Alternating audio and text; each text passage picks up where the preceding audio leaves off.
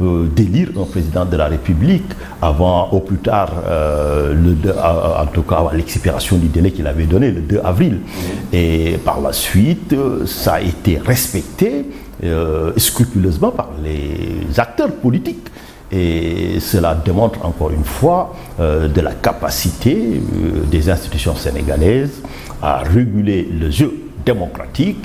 Et c'est pour ça que je suis tout à fait serein, parce que je sais qu'il n'y a aucune situation qui peut se présenter à l'avenir dont on ne sera pas en mesure de réguler à travers les institutions démocratiques. Absolument. Et aujourd'hui, l'histoire a fait que ce soit un tandem au pouvoir. Sonko, c'est Diomaye, Diomaye, c'est Sonko. Aujourd'hui, qu'est-ce que vous pouvez dire par rapport à cette idée de départ? Bon, l'idée, c'était une idée formidable. Nous l'avons tous magnifiée, nous l'avons tous soutenue.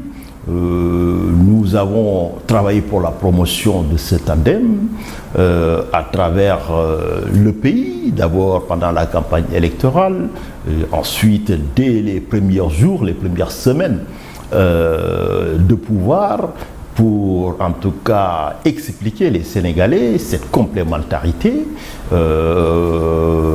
qui augurait en tout cas d'un avenir radieux pour tous les Sénégalais. Et vous vous êtes trompé? On ne s'est pas trompé, Après, ça, c'était le contexte de l'époque.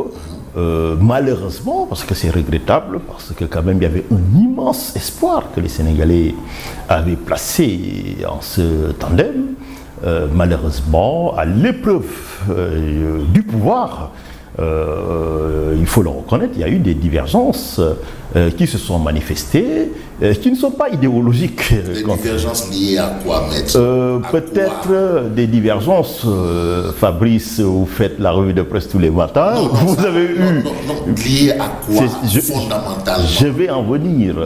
Donc, ces divergences, vous les avez vues se présenter au grand jour, jour après jour, semaine après semaine, et mois après mois. Ce sont des divergences qui, encore une fois, ne sont pas idéologiques, parce que jusqu'à aujourd'hui, on ne peut pas dire que le président de la République a dévié du projet du PASTEF. Parce que le projet, le président, il le rappelle très souvent, le cap, il est maintenu. Et n'oublions pas que c'est le programme du PASTEF, à la base, qui a été reversé au niveau de la coalition Diomaye président.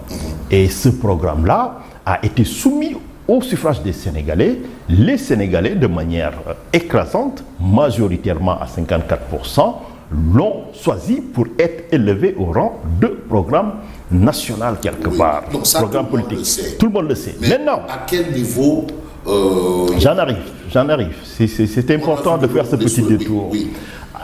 C'est ce que je vous ai dit. Aujourd'hui, ce qu'on a vu, c'est plus des questions de personnes ou de perception quelque part, mais il n'y a pas un moins. Et c'est ça qui est dommage, comme je vous dis encore une fois, qui est regrettable.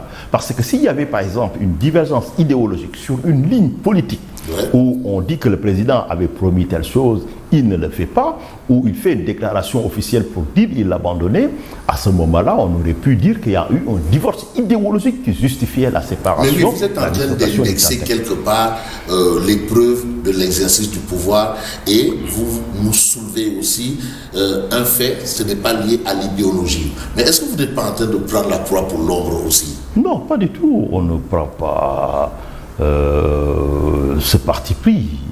Au contraire, c'est un constat, c'est une analyse lucide de la situation. Ce qui s'est passé encore une fois, jusqu'à ce matin, il n'y a pas un observateur averti qui peut vous pointer quand même un point programmatique pour vous dire c'est ça qui justifie aujourd'hui la séparation du tandem. On a vu qu'en un certain moment, vous savez, l'État a sa rationalité, qu'on le veuille ou non. Une chose est la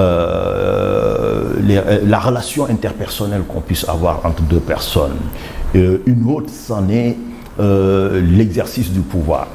Comme disait Max Weber, l'avènement de l'État, c'est l'avènement et la consécration de la rationalité.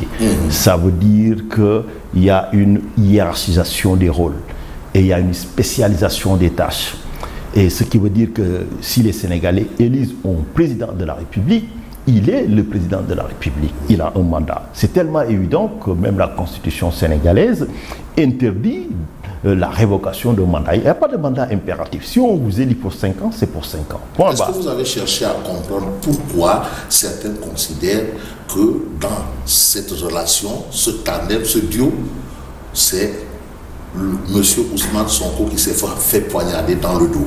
Non, tout est que ça, ce sont des interprétations, encore une fois, une narration. Et vous ne pensez pas que... Non, mais parce que le président, dites-moi, quel acte le président a posé qui pouvait être interprété comme étant un acte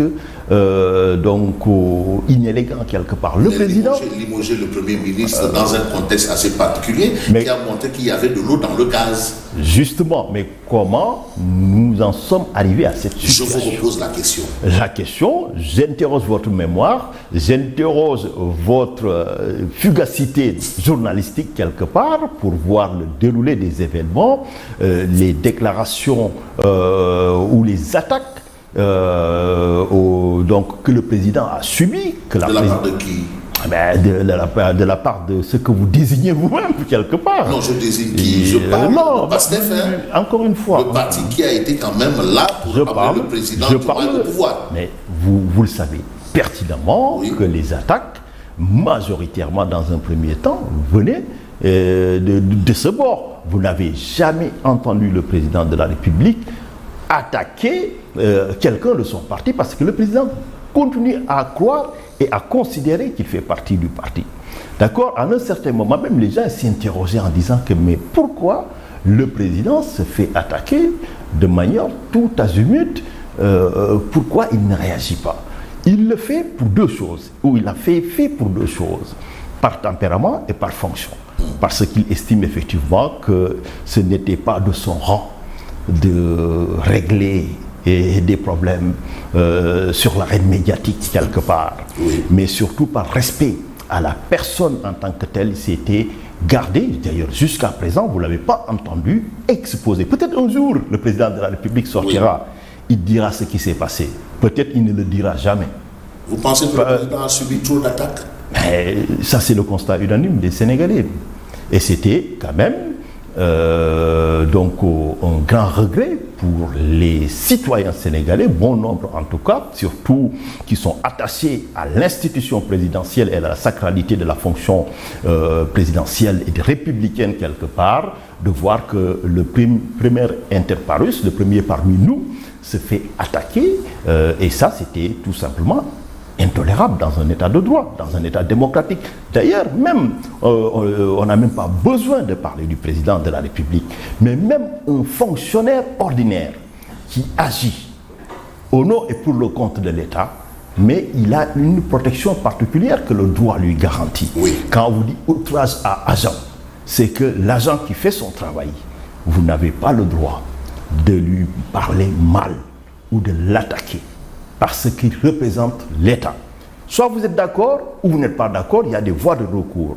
Mais il vous est fait défense d'essayer effectivement de l'attaquer parce qu'il représente l'État, parce qu'il représente l'autorité qu'on lui confère cette protection quelque part. Pour revenir, je vous disais que l'État, c'est la hiérarchie, c'est la spécialisation, mais surtout c'est le respect de l'autorité quelque part.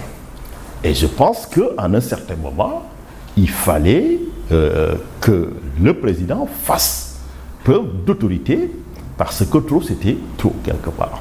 Alors, on note quand même dans justement cette décision du président de se séparer de son Premier ministre des choses, je ne vais pas dire pas catholiques, des choses qui pourraient peut-être démontrer le contraire de ce que vous dites. Et le Premier ministre nous a un peu expliqué les coulisses. Vous pensez qu'il n'est pas dans son bon droit de se sentir un peu lésé? C'est le droit de chacun d'avoir sa lecture et sa perception. Ça, c'est une chose. Moi, je peux avoir ma perception d'un fait. Vous pouvez avoir votre perception. Mais le plus important, c'est le fait en soi. Mais le fait en soi. Le fait en soi, c'est ce qui s'est passé. Oui. C'est très simple. Moi, c'est pas ma vocation de revenir encore une fois pour commenter Non, des c'est déclarations. pour la question de vérité. Parce que oui, là aussi, mais la question de vérité, comme on dit, il y avait beaucoup d'eau dans le vous gaz. savez, il y a un dicton bien assis qui dit que toute vérité n'est pas bonne à dire. Et les Wolofs, ils disent que souvent, n'est du khulolo, même si je ne considère pas que khulolo, mais à un certain moment. Non, mais je ne le considère pas, mais je te dis qu'à un certain moment, il y a une autorité, il y a une institution. Et vous savez, le président de la République, il a justifié la mise donc à terme, en tout cas, des fonctions de son ancien Premier ministre en évoquant l'article 47 de la Constitution. Non, ça, c'est la Constitution. C'est la Constitution. Mais il y a des raisons politiques. C'est ce que je vous ai dit. Oui. Peut-être ces raisons, il les dira un jour. Peut-être il ne les dira jamais quelque part. Mais oui, mais quand PASTEF, qui est quand même le parti moteur du pouvoir actuel, souhaite avoir un certain nombre de ministres et n'accède pas justement à cette volonté, est-ce qu'aussi on ne pervertit pas un peu l'esprit? Non, sur ce point, on pourrait apporter peut-être des éléments de contexte ou de clarification, une sorte de mise au point. Vous savez ce qui s'est passé, donc lorsqu'il y a eu effectivement le décret qui mettait fin à la fonction, le président de la République, dans le même décret, disait effectivement, avait décidé, bon, ça c'est une pratique républicaine, hein, que les ministres donc restaient quand même en place pour vider les affaires courantes. L'État, c'est une continuité. Donc, même depuis la royauté, en France, on disait que le roi est mort, vive le roi, quelque part. Il ne doit pas y avoir de vide. Mais nous sommes en République. Nous sommes en République. C'est pour vous dire, c'est pour ça que...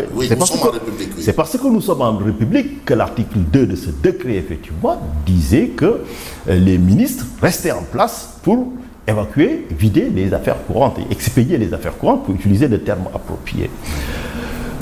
Alors, vous vous souvenez certainement qu'avant d'en arriver là, il y avait un conseil des ministres où le président de la République avait décidé de changer la périodicité du conseil des ministres. De la tenue du conseil des ministres. De la tenue. Ce n'était plus un conseil hebdomadaire, mais voilà, tous les 15 jours quelque part. Mais certains ont parlé que c'est l'atmosphère qui n'était plus